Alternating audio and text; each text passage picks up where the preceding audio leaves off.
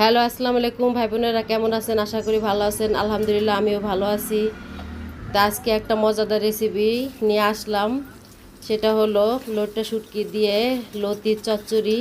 তা আমি কড়াইতে তেল ঢেলে দিয়ে পেঁয়াজ দিয়ে দিলাম। পেঁয়াজটাকে আমি হালকা বাদামি করে ভেজে নিব।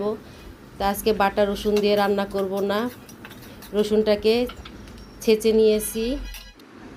লইটা শুটকিটাকে ভেজে ধুয়ে হাত দিয়ে ছিঁড়ে ছিঁড়ে দিয়েছি এভাবে। তা এখন আমি হলুদের গুঁড়া, মরিচের গুঁড়া, স্বাদ মতন লবণ দিয়ে দিলাম। প্লিজ ভাই বোনেরা, আমার ভিডিওতে লাইক দিয়ে পুরো ভিডিওটা দেখার অনুরোধ রইল। সামান্য একটু পানি দিলাম কষানোর জন্য। মশলাটাকে ভালো করে কষিয়ে নিতে হবে। মশলাটা কষানো হয়ে গেছে, তেল ছেড়ে দিছে। তা এখন আমি লতিটাকে দিয়ে দিব। তাই লতিটা অনেক মোটা মোটা ছিল, তাই এই জন্য আমি মাঝখানে কেটে দিয়েছি।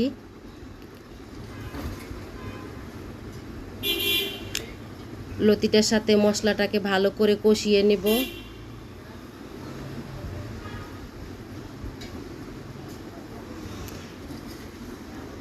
তা এখন আমি পরিমাণ মতন পানি দিয়ে দিলাম।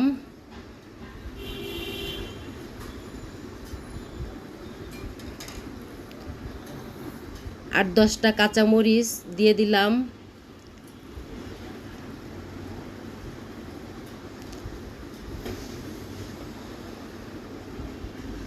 এভাবে রুটি রান্না করলে অনেক মজা লাগে।